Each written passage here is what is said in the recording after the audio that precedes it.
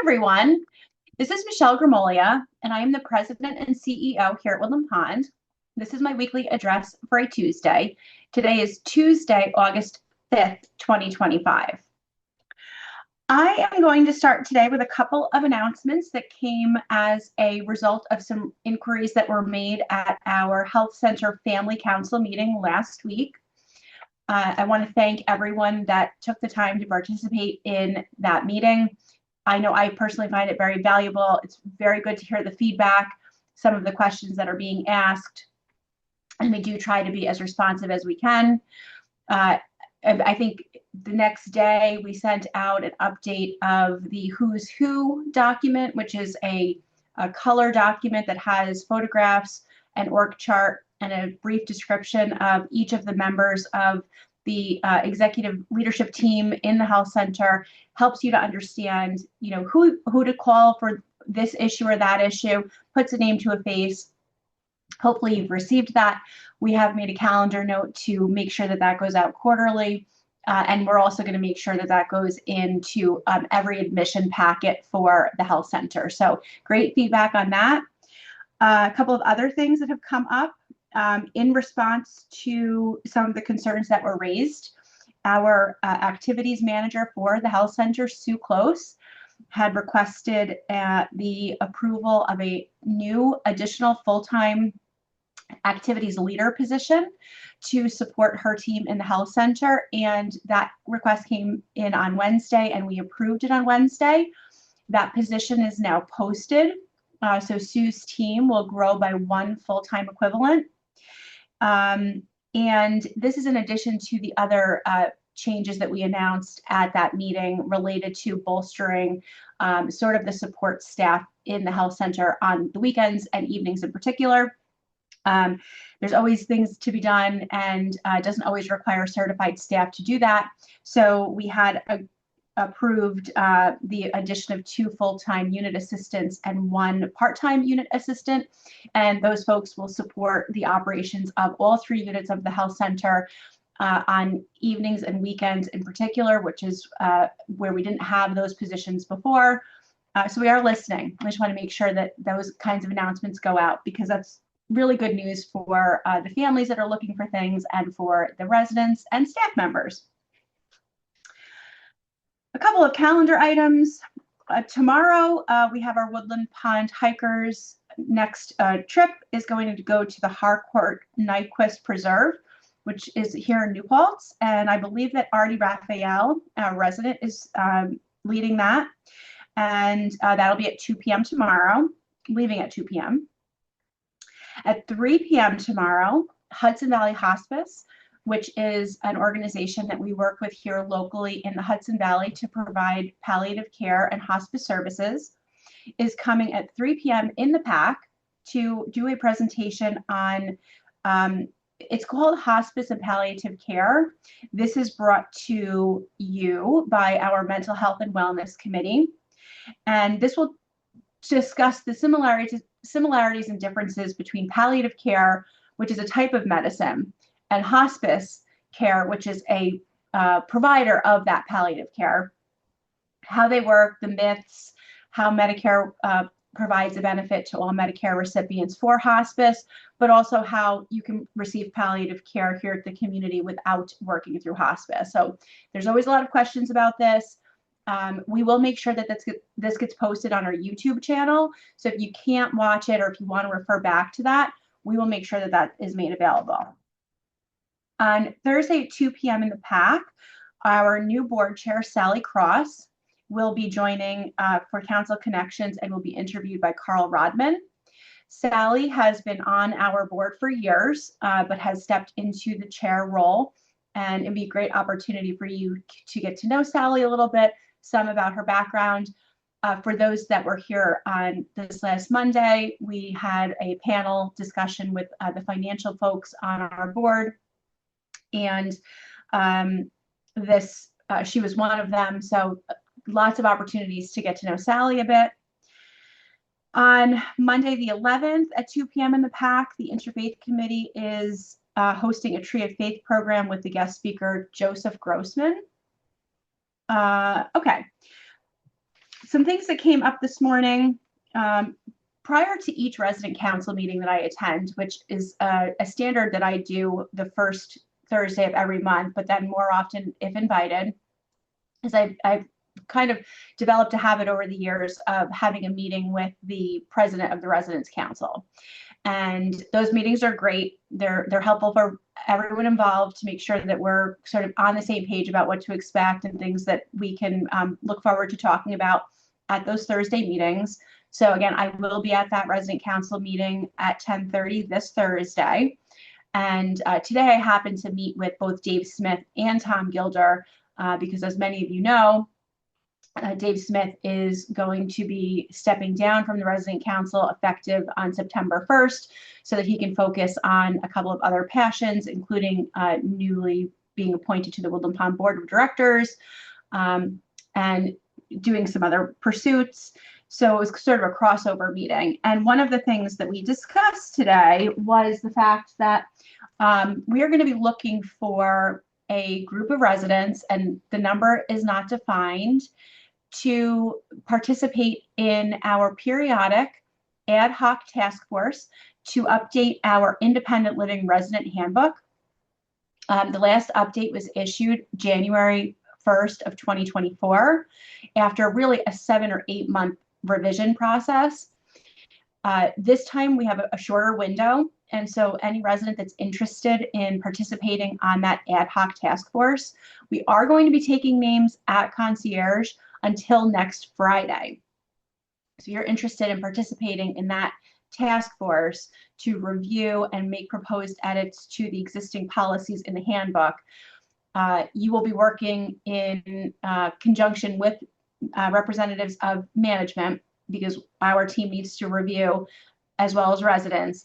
Then once that comprehensive proposed document of edits or with edits is approved by both the exec team and the ad hoc task force, it then goes to the residence council for review, questions, proofreading oftentimes. So it gets a lot of eyes on it. And this really helps us to make sure that the policies that we're putting forth in that document that tend not to be tied one-to-one to your residence and care agreement, but really are the policies of the community, work for the community.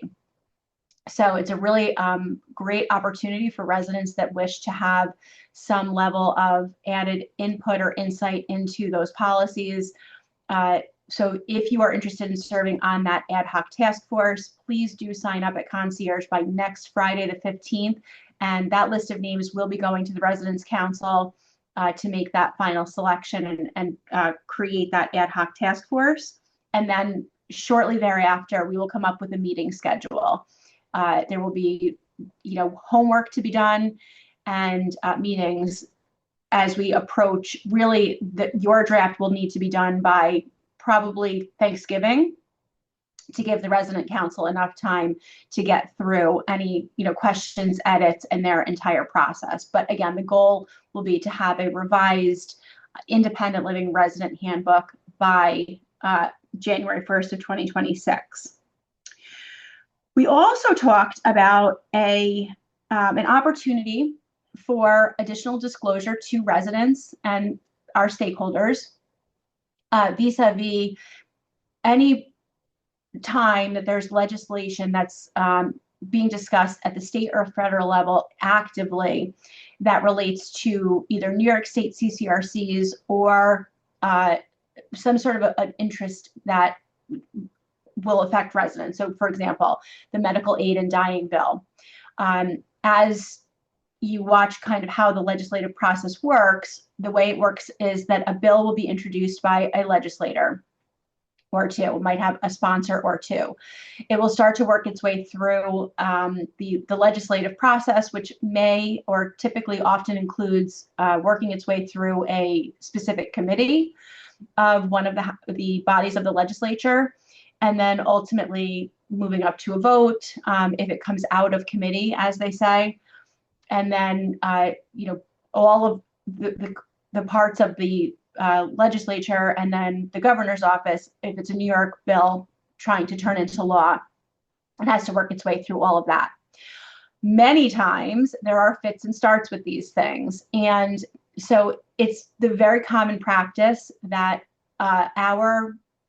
Woodland Pond is working with what's called Leading Age New York. And Leading Age New York is our not-for-profit senior living advocacy organization, of which we are a member. I have acted in the role of the president of that cabinet, the CCRC cabinet of Leading Age in the past, and also the vice president. I'm currently a member, and we meet quarterly at a minimum. And at each of these quarterly meetings, it's all of the CCRCs in New York that are represented, our leadership, and then the advocacy folks, as well as legal counsel from Leading Age. And we talk about any proposed legislation that might affect CCRCs. And there are generally some bills that are out there that affect CCRCs. They don't get a lot of traction typically. We used to see a little bit more traction in some of the bills because some of the legislators in the state were really kind of either getting a lot of pressure from their CCRC clients or were very familiar with their CCRC clients. There's been some shift and turnover in those legislative positions, so you're not really seeing too much activity. But there are a couple of active bills that have sort of been introduced at varying levels. One has advanced to the governor's desk. This is something that's been kicking around since 2010, kind of cleaning up some of the regulatory language, primarily for new campuses. Wouldn't affect Woodland Pond in a significant way. And then there's another one that was introduced by a legislator in Buffalo, and it has not moved out of committee from what we understand. But at any rate, suffice it to say, what we discussed this morning was that because I'm routinely attending these meetings quarterly, in addition to doing, financial updates and meeting with the Residents Council and giving feedback on those kinds of things, it would be good to introduce an opportunity for legislative updates to the extent that they affect Woodland Pond. So we are going to be exploring that. We'll discuss that a little bit on Thursday when I'm at the Residents Council meeting. And what we're going to try to suss out is what's the best mechanism for that discussion. Is it management Q&A? Is it the Resident Council meeting on the applicable month? Is it my weekly address? So if you have opinions on that or questions, certainly we're going to discuss that on Thursday, and I'd love to engage on that. We have a new independent living social worker. Her name is Annika Epley, and hopefully if you have sort of traversed the hallways by Sarah and Liz's office on either Wednesday, Thursday, or Friday of last week, you will have met or seen Annika. She has hit the ground running. She's expressing that she's thrilled to be here, and currently her schedule is part-time. That could change as time goes on and the needs of the community change, but Sarah is encouraging everyone to stop by on either Wednesday, Thursdays, or Fridays and say hi to Annika and get to know her. Today we had a situation where somebody was reporting that a delivery driver, I'm not sure if it was a furniture delivery, I think it might have been, was actually located directly at the North Wing entrance, waiting for someone to let them in. And we can't have that. If you have a delivery driver that's coming for any reason, that all has to be coordinated through concierge. And it's possible that concierge was aware of this, but it was a good opportunity for me to make this reminder. The person that observed it made it seem like maybe that person was just kind of randomly waiting for someone to let them in with a badge. Obviously, we cannot have that. We have a secure building. And so it's really important that if you have any kind of a delivery coming, whether it be Instacart for groceries or DoorDash for McDonald's or furniture or any kind of a visitor at all, actually, our policy requires that they need to come through concierge or reception and sign in, and that's a security feature. So please, if you can be cooperative and help us with that, we would greatly appreciate it. Today, from 9 p.m. until 12 a.m., we are scheduling a system downtime. It is very rare that we have to fully pull our systems down, but there is an update that needs to be done to a couple of pieces of hardware that are reaching their end of life or becoming obsolete. And this is something that is planned for. It's been well coordinated with our tech vendor and our on-site tech staff, but we do have to pull the system down, and we're right now estimating it's going to be from 9 p.m. until midnight. What that means for our staff and our residents is that we need to go into our downtime procedures for primarily the electronic medical record. We selected the 9 p.m. to 12 a.m. time frame on purpose because that's when we have the least activity on the health center units. We don't have people working in the offices and so forth at that time. But we do have to go into downtime procedures. And what that means, most importantly for you, is that your PERS alarms are not going to work from the 9 p.m. to 12 a.m. time frame or sooner if we finish sooner. So if you have an emergency this evening, the health center residents are being equipped with manual bells, and we have staff that will be rounding. This is our downtime procedure. We do pull that call bell system down once a month to do routine updates and maintenance. So this is very common practice for us.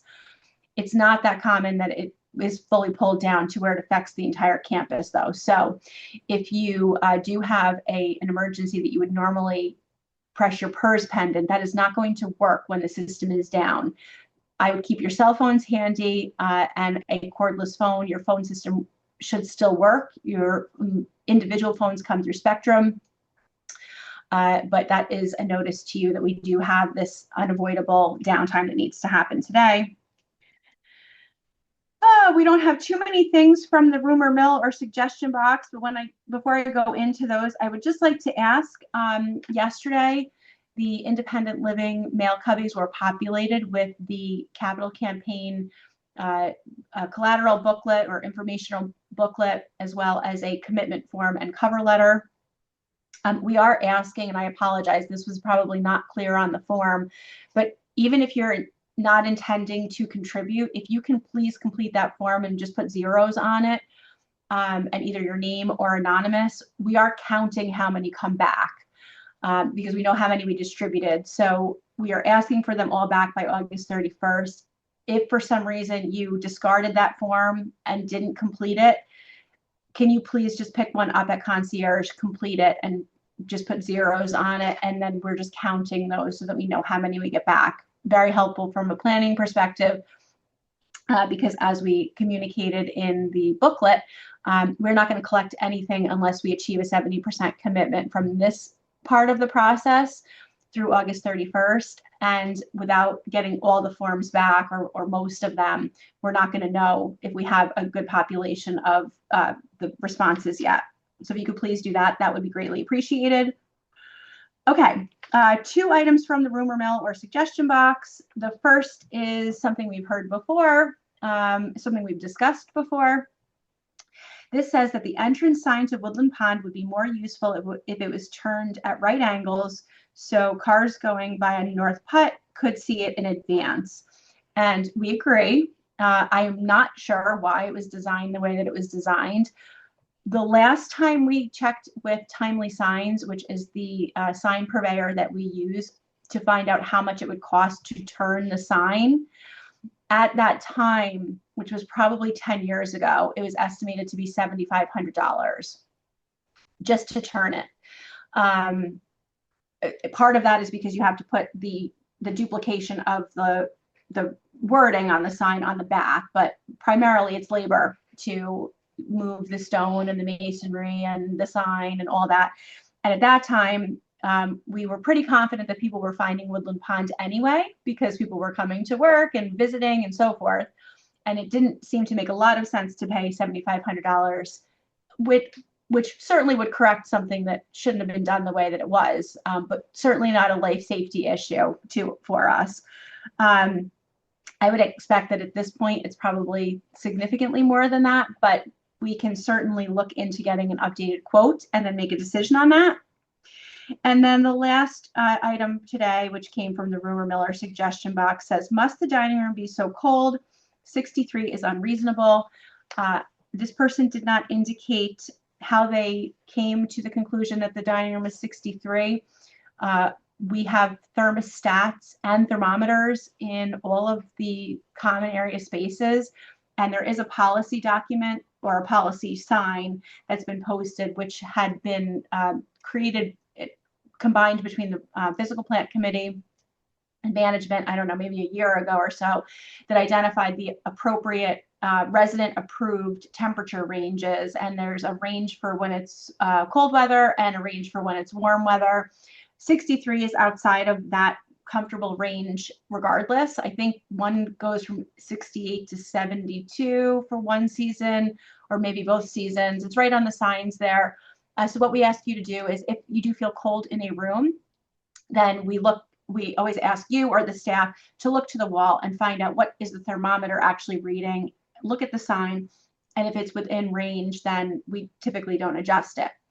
So I'm not exactly sure where the 63 came from. If there was a 63-degree reading on any of the thermometers in the dining room, yes, that would be too cold. And that would be something that would prompt a phone call to maintenance or a stop in at concierge.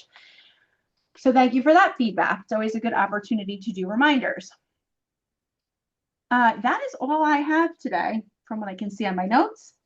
I hope that you all have a great day, and I will see you next Tuesday.